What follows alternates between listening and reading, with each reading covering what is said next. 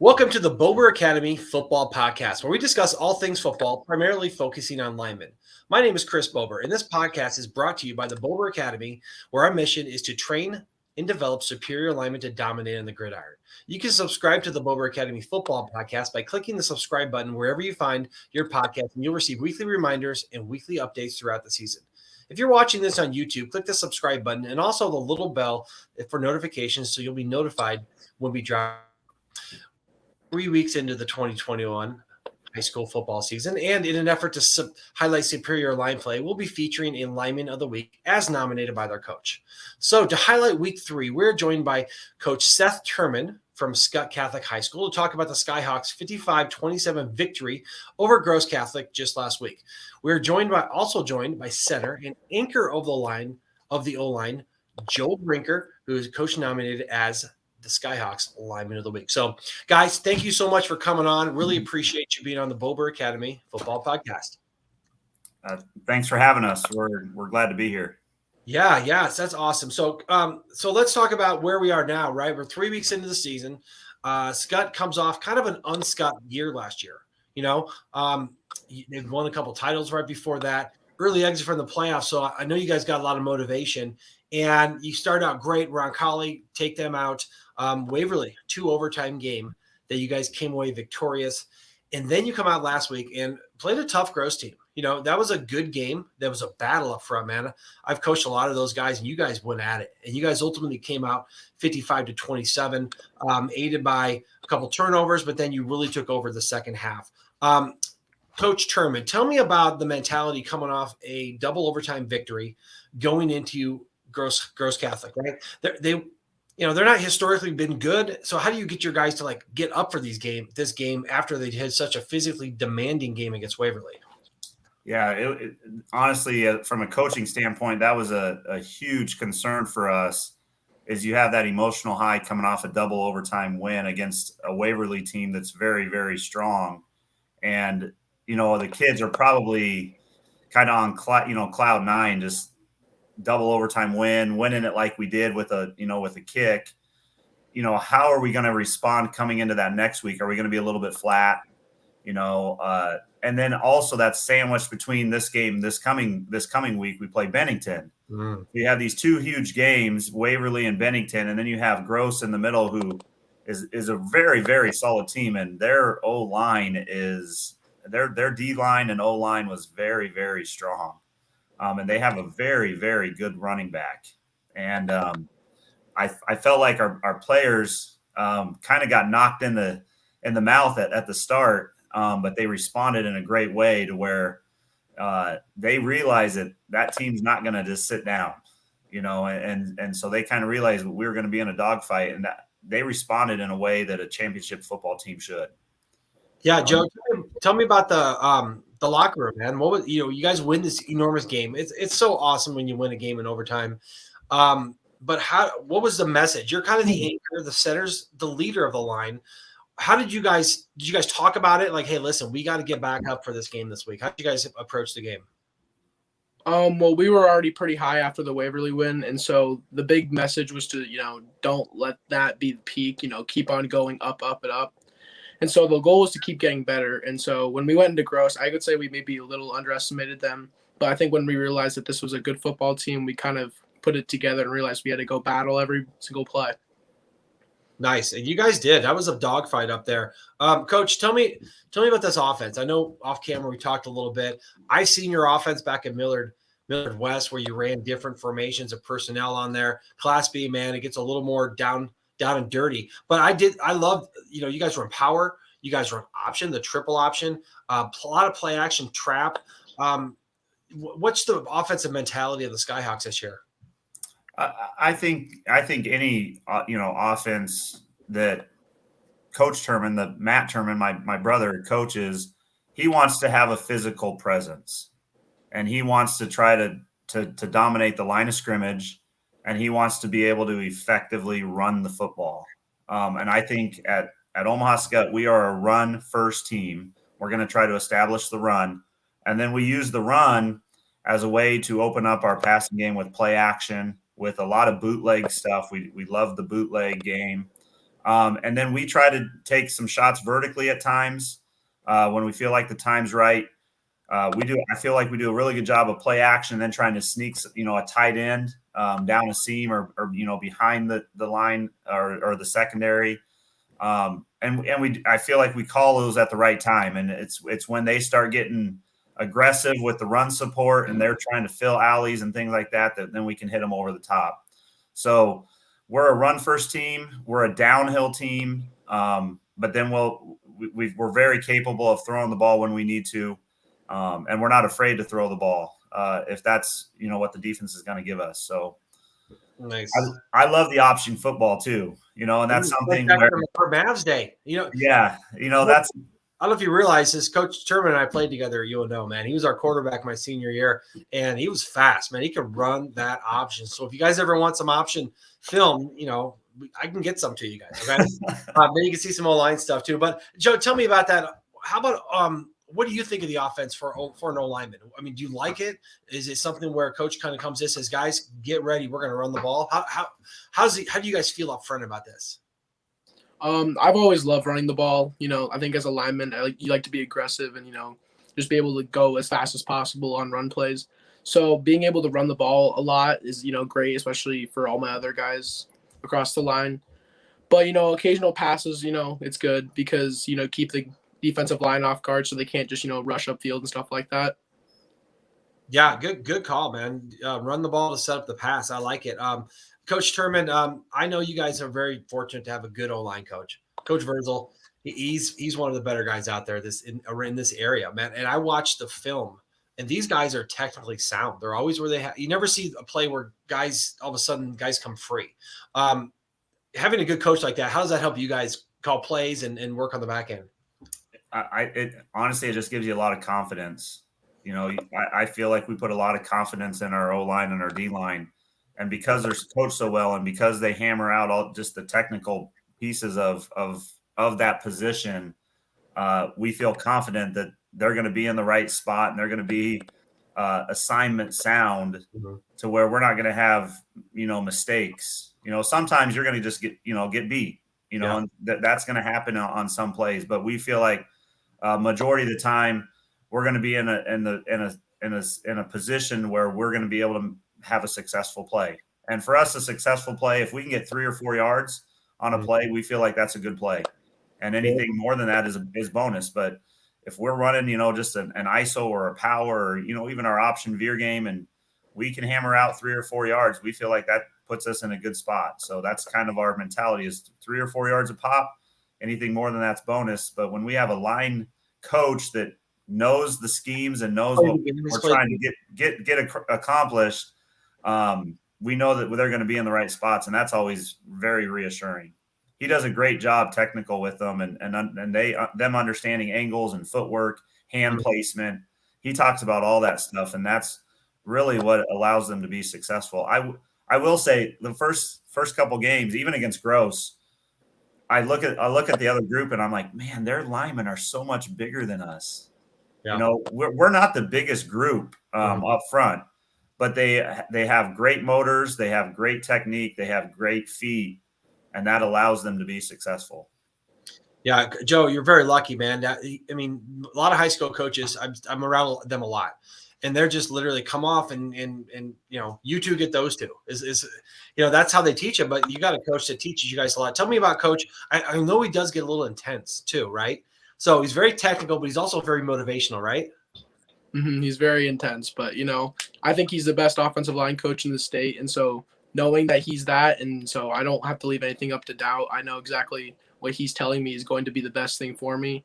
And so, like Coach Turman said, we're not always the biggest, but if we're more technically sound than the people across from us, then we can win 9 times out of 10. Nice. I see you guys using angles so well, right? A lot of pulling, a lot of double teaming, a lot of cutting the defense, creating angles, which is great. Especially you can't just run over everyone, so that technicality comes into it. Coach, tell me about one guy that stood out. I mean, obviously, you got a great quarterback. We can talk about him, but tell me about your tight end. I mean, that's a big dude playing tight end in high school. He's like an old lineman that can run and catch the ball. It's got to be fun having a guy like that. Yeah, he is been a very pleasant surprise for us. They were talking about Brent Pickerel, right? Yeah, Brent Pickerel. He he's just one of those kids where you put him at tight end, and we it seems like nowadays there's lots of teams that don't play with the tight end or feature a tight end, but we feel like putting him in at tight end, we can definitely, with his feet and with his frame, we can definitely get the edge, and we can definitely get outside on stuff. He does a pretty good job of pinning stuff and things like that, but he's so versatile. We can flex him out a little bit, and we can put him out wide, and that is a mismatch against a corner, where his big frame, they have to go through him on some of that stuff, to where you're going to see that even this week, to where we're putting him in a lot of different positions to utilize his athletic ability. No, man, he reminds me of a guy I played with that's in the Hall of Fame, Tony Gonzalez, right? A guy who is a big like a lineman, but skilled like a receiver. And I love tight ends, and it's like a trend that's coming back like now in the NFL. You're seeing teams that, hey, let's not put 5 receivers out there. Let's make 2 or 3 of them tight ends. And that helps you score in the red zone, helps you block. Joe, Brand, is he an O-lineman with you guys? I mean, do you consider him an O-lineman? I think he's about as an O-lineman as he can be. He's awesome. I really enjoyed having him on the team. He's a team first guy. He's blended really well with all of us.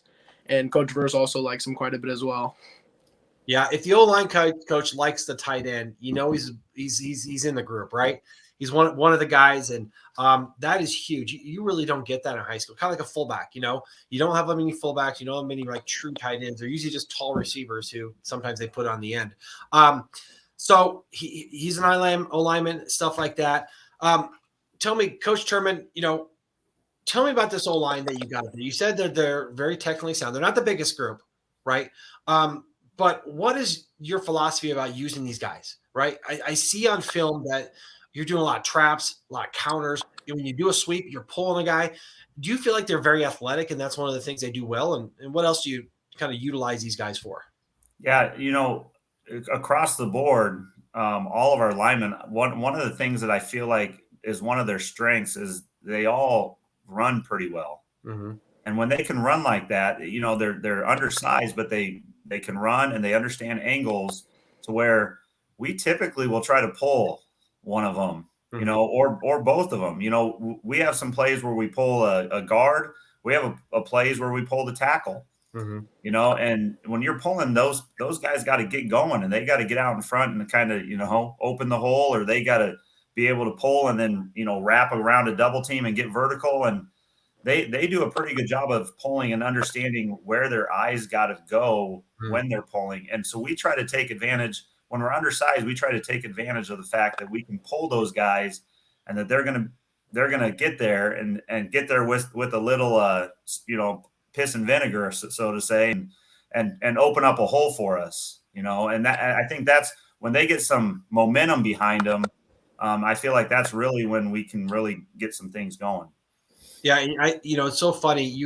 I could tell how great of a coach this staff is, because when you talked about guys pulling, you talked about getting their eyes in the right spot.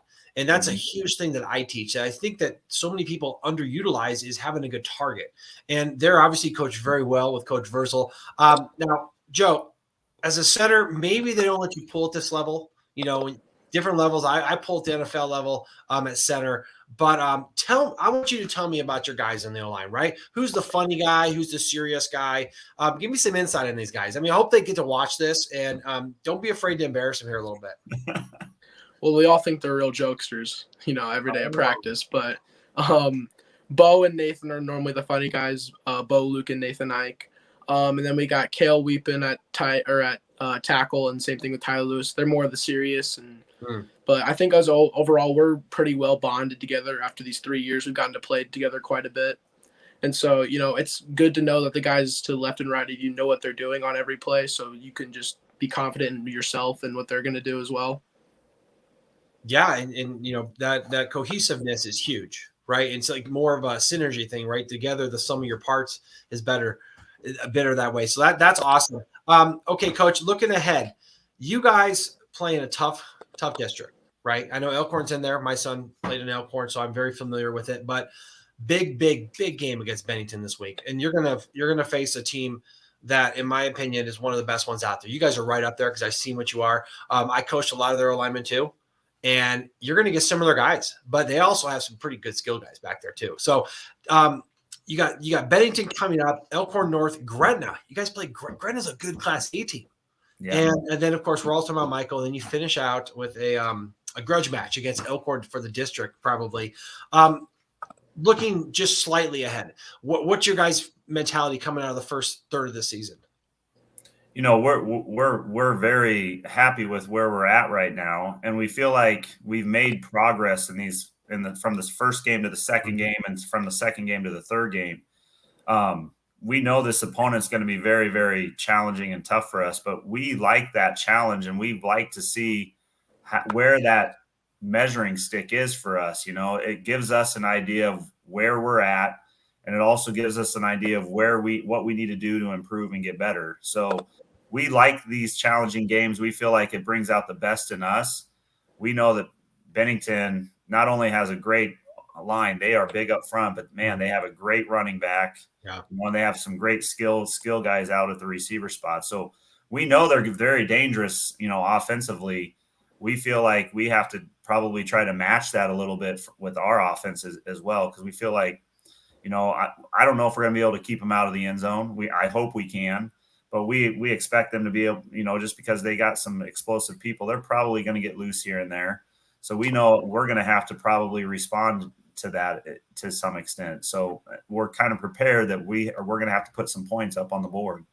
Yeah. And I think it's a great philosophy. And Joe, you know, you don't get to look forward to any games besides next week. I'm not even going to talk about the rest of the season.